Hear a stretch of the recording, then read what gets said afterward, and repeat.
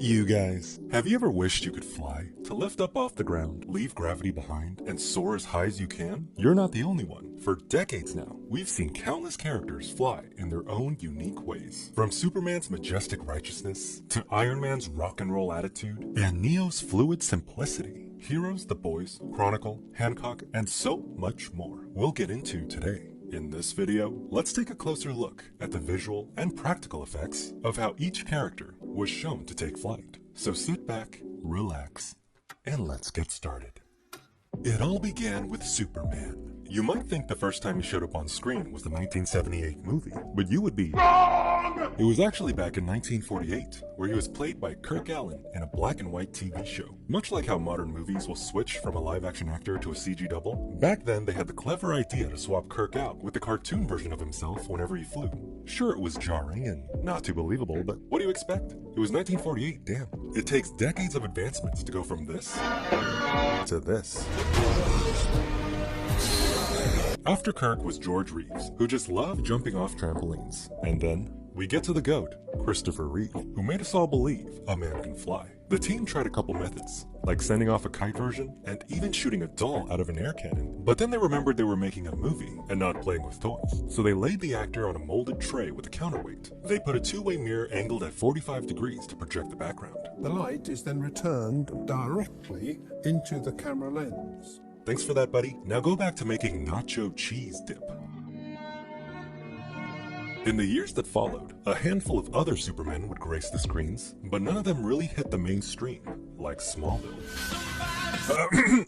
Cut it. In 2001, we followed a teenage Clark Kent as he goes through the trials and tribulations of high school. Yeah, I totally look like this in high school.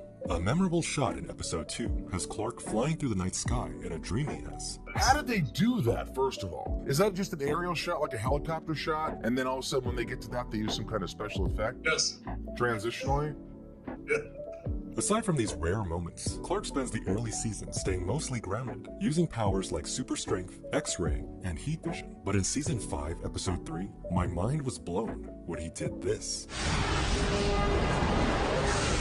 Okay, he didn't fly per se, but this super jump was all younger me needed to get hype. In later seasons, he'd do a few more jumps, but when he's taken over and becomes Kal-El, it turns into full-blown flying.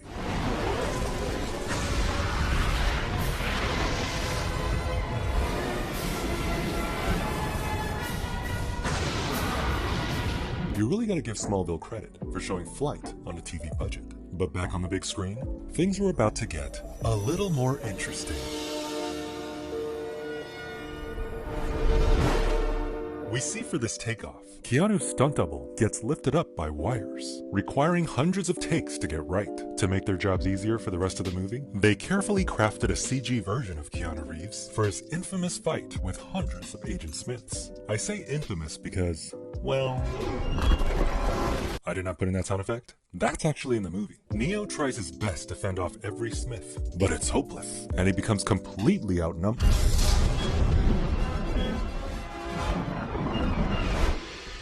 You couldn't have done that earlier? And I always love how the fight just ends after he flies away. You wanna get lunch? Yeah, I could eat. I gotta use the bathroom. Oh, the steak is so good in the Matrix. Later in the movie, as Neo flies off to rescue Morpheus and the Keymaker, we get his POV of the city beyond the freeway walls. We started this show January 2002. Finished it almost a year later. I don't know if you heard that right. This one shot took a whole ass year to put together. Nowadays, entire worlds can be created in a fraction of the time, which makes you appreciate everything they went through for this shot. These trucks ripple and crash and blend with each other. The fire comes out in a way that it wouldn't normally.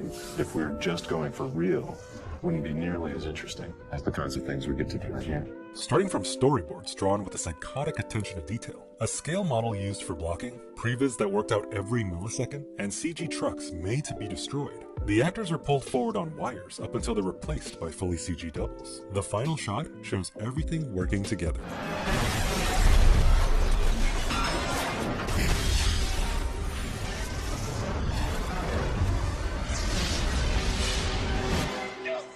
for a sci-fi trilogy of epic proportions. That's right, trilogy. I'm not counting Resurrections. And you can't make me. The team brought the world to life, bit by bit. And what better way to show it off than with Neo flying through it at breakneck speed?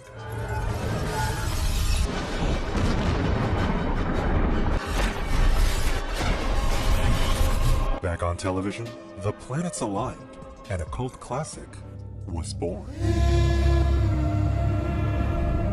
Heroes introduced us to an entire world of different superpowers. One episode, we were doing a water creature. The next episode, we were flying across Paris. Every single week is different. Super speed, invisibility, morphing, the list goes on and on. But the power of flight was reserved for Nathan Petrelli. And after trying to escape from horn-rimmed glasses and the Haitian, can you believe that's what we call these guys? Nathan gets cornered with nowhere to go but up.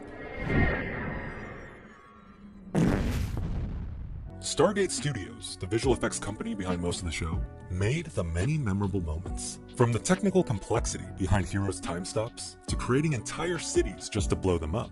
But what about flight? We normally see our characters just, up and out of frame and boom, they're gone with a contrail left behind them. For Nathan flying off, they filmed the actor jumping in front of a makeshift green screen on location. And after coming up with the CG double, they posed it to match the actor at the takeoff point. And just did a swap. If you look at any of the fan sites, they always just talk about the show. The visual effects rarely ever even mentioned. And if we do our jobs well enough, then of course the shots play really well and they become invisible. With the rise of Marvel, the concept of flight would be forever changed with Iron Man.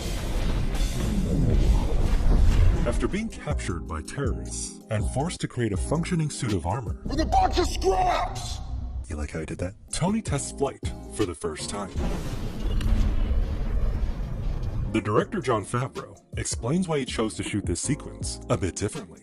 I think people have been seeing wire work for so long that they could tell where the wires are attached, and even if you use computers to paint everything out, there's something about the physics of it that is unconvincing to me. So for this sequence, they attached the wires to Robert Downey Jr.'s feet. Doing it this way put the center of gravity at his rocket boots, where the propulsion was actually happening. And you can see the dynamics as he's flying through the air feels much truer to what the real physics of flying, being powered by your feet would be. Yeah, I can fly. Eventually, he creates the iconic red and gold Iron Man suit, a technical marvel made up of millions of different parts. It's crazy what these guys did. It's just such a labor of love for them. They really figured this thing out. But suit aside, the VFX team was faced with a unique challenge. Once the mask came down, you lost all of Robert Downey Jr.'s facial expressions. And what good is hiring such a charismatic actor when you can't see him reacting to flight? So they had to create an entirely new visual with the iconic HUD display. Make something that you've never seen before, that nobody's ever seen before, but yet something that everybody thinks is really cool. In Iron Man 3, Tony has to save every single passenger that gets sucked out of a plane. For close-up shots, the actors were filmed against green screen, but another look behind the scenes shows they shot most of it for real. 8 years later in Black Widow, they went easy on themselves and used a wind tunnel to get the same kind of shots. The director and crew could sit comfortably off to the side, and all the crazy action could be filmed in a much more controlled way. There's no doubt, Tony Stank paved the way for a new generation of flight scenes. I have a plan. Attack.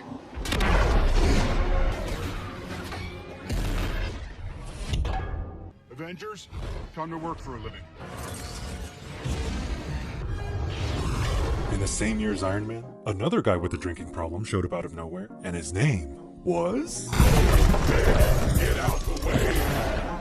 To get this shot, Will Smith was raised up right past camera. Then some poor VFX artist had to paint out all the wires. And to get his crazy flight through downtown LA, they relied on previs. By the way, I love that they CG modeled this Jack Daniels. It's important to get the details right.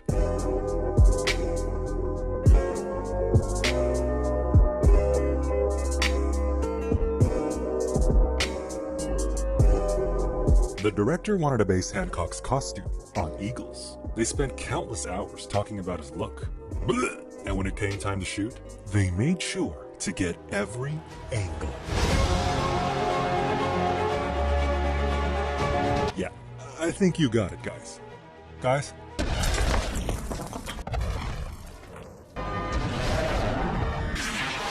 And from one guy who threw his whole career away over a silly little joke, to another who was about to make way too many, 2001 brought us DC's Green Lantern. Ryan Reynolds plays a hotshot jet pilot that finds a dying alien and is given a magical ring that lets him create whatever he can imagine.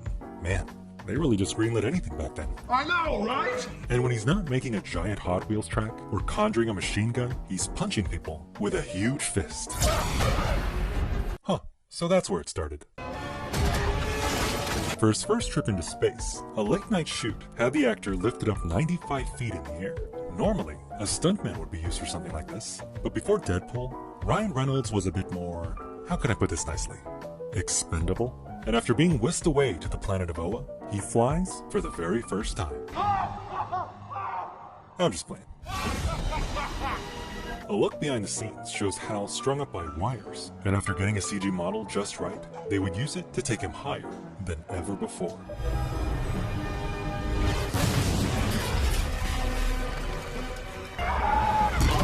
And before CG costumes and skins on mocap suits became the norm, Green Lantern helped to pioneer the technique. You really have to put your faith in the hardworking artists behind the scenes to make this thing really pop off the screen in a unique and incredible way. The very next year, a mysterious movie you probably haven't seen yet came out of nowhere and showed flight in a whole new way. Oh my god, dude. Bullshit! Are you kidding me? Holy crap! After three high school friends, Andrew, Matt, and Steve, stumble upon a strange glowing crystal, they wake up with the power of telekinesis. It starts off playful enough, scaring kids with a floating teddy bear, building a Lego set, and eating Pringles. Those Pringles do be hard to get out. But things start escalating when they realize that telekinesis can be used in other ways, like protecting themselves from impact, and you guessed it, flying. It takes them a few tries to get the hang of it, but pretty soon, the trio heads for the clouds.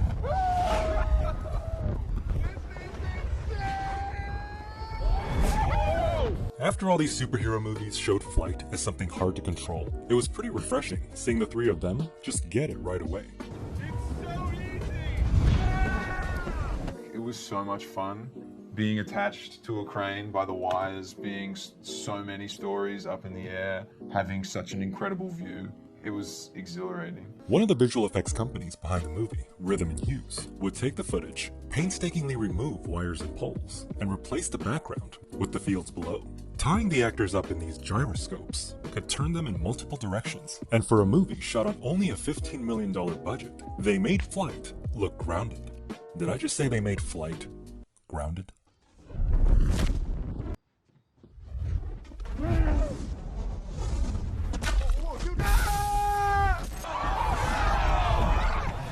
It all reminds me of a Korean movie, Psychokinesis, where after drinking water affected by a strange meteor, down on his luck Seok-hyun gains telekinesis, and his power to move objects with his mind eventually turns to moving himself. With newfound control of his powers, he gets some payback on the villain. Hey, I know where that's from. In order to save his daughter, he flies off to find her in the climactic third act. But it wasn't as triumphant as it was clumsy.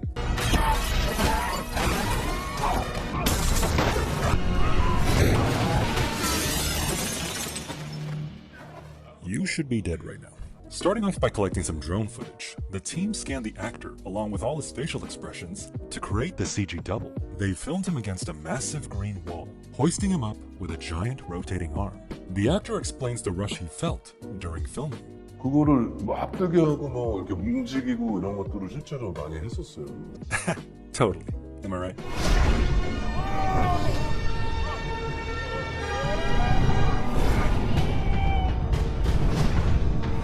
And to save a group of his friends, he gives them a gentle push. Relying on wire work, the extras all got pulled up from the weight of the crew yanking down on the other end. It was a pretty creative way to get a bunch of people flying at once. But elsewhere in the world, the game was about to be changed all over again.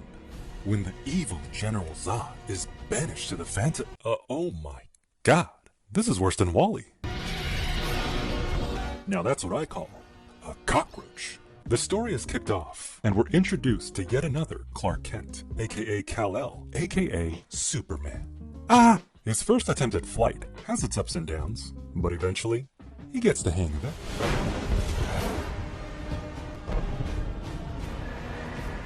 With the knowledge from decades of trial and error, the team used every method in the books, even going back to the earliest technique of using those molded body trays. And for wider angles, they created a CG double. Starting with footage of Henry Cavill, they'd switch over to digital for the flying shots, and then bring the actor back for the landings. And while CG doubles were used, the production manager explains they try to keep them to a minimum. We want to be in there. We want to constantly push back the digital handoff. And as long as we can push that and keep that real, then visual effects is not taking over. Visual effects is assisting what we're trying to do. For the final fight among the skyscrapers of Metropolis, Superman and Zod battle it out in a never-before-seen mid-air brawl.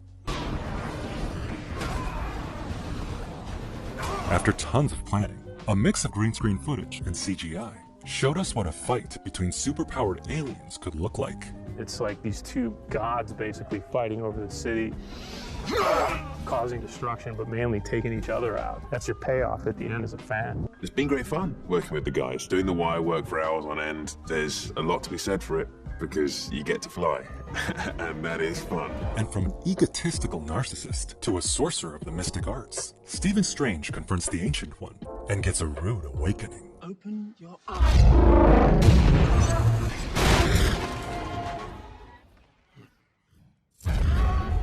Using the same method as psychokinesis, they flipped Strange around like a Krabby Patty, and the result wasn't really him flying as much as being passed around like a bag of Oreos. But after some training, he shows us what flight powered by magic can look like.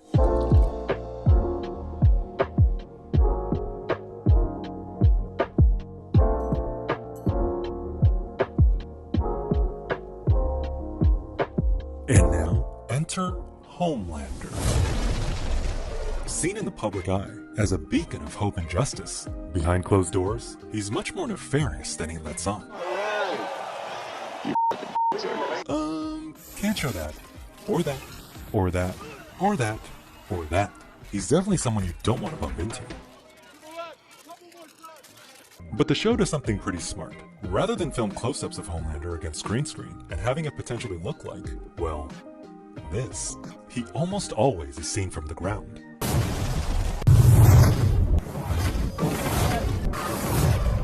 By only showing Homelander this way, from the point of view of the average person, it makes him even more threatening, like he can find you at any moment. The visual effects supervisor explains how they made the superhero landings. So when he lands, that's a typical example of how we do landings. So it's digi-double into real. Anthony's kind of got his shtick down for jumping up and down now. That jumping part is important. Otherwise, you end up with this. Come on, Supergirl. Who's approving these shots? In 2019, we were introduced to a new kind of hero. Originally auditioning for the smaller role of Freddy, Zachary Levi won the title role and began exploring the character.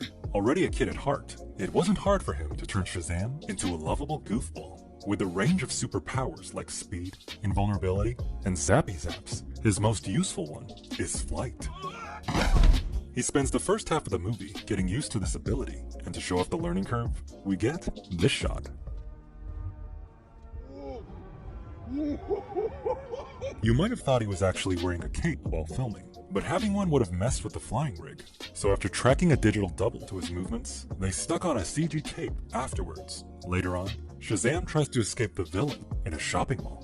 The director, David F. Sandberg, explains the main technique they used to get him to fly. We have these rigs called tuning forks. You need some core muscles, more than I have, to do it. Using these tuning forks allowed them to get some organic and believable shots. This same tool would be used for Maleficent, Captain Marvel, and Adam Warlock, proving to be one of the best tools for actor comfort and audience believability. For the third act, what was supposed to be a small sequence grew to 1,000 VFX shots with only 12 weeks to finish. It required the VFX artist to recreate all of Philadelphia in CG and plan the routes that the hero and villain would fly through. For the sequel, Fury of the Gods, the team pushed the envelope even further.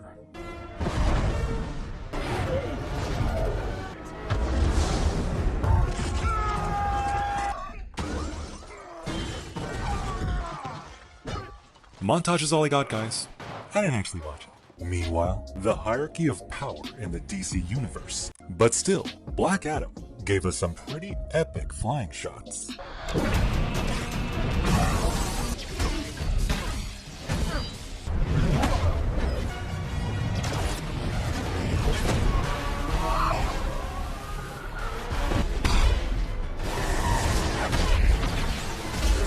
While most movies use something called a parallelogram, a simple platform on a seesaw-like structure, the special effects supervisor for Black Adam used something a bit more intense. A massive robotic arm on wheels that could smoothly move and lift the actor around. It was cool and all technically, but it kinda came off a little too self-important.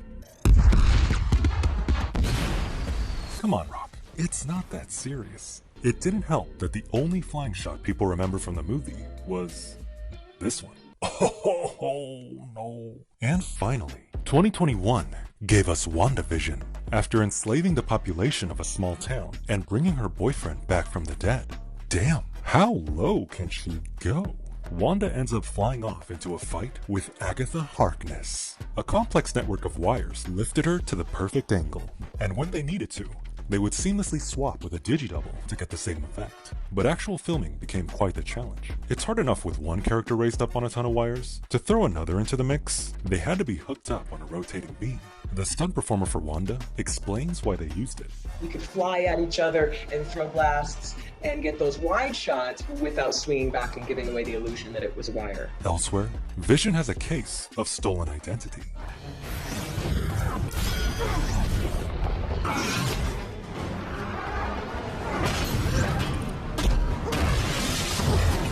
For this shot, where the two Visions are talking about a ship or something, the VFX supervisor discusses what it took to set the sequence up. We scouted a library that ultimately we decided we couldn't shoot there because we needed to hang them quite high. So by building their own library, they could have much more freedom to get wide shots and close-ups. The green screen gaps would then just be filled in with CG set extension. For the very first Disney Plus Marvel show, before they really tested our patience, they did a pretty good job at showing flight. So at the end of this video, after seeing the many ways our favorite characters have been shown to float, tumble, or soar through the skies, I hope you've gotten a better understanding of how they filmed flying scenes in television and movies over the years. Seeing it all broken down like this might take away some of the magic, but it shows us how they made the impossible a reality. And it makes this A-tier superpower the one we all wish we had. Anyway, thank you for listening to me ramble. Hey, subscribe if you enjoyed, and I'll see you in the next video.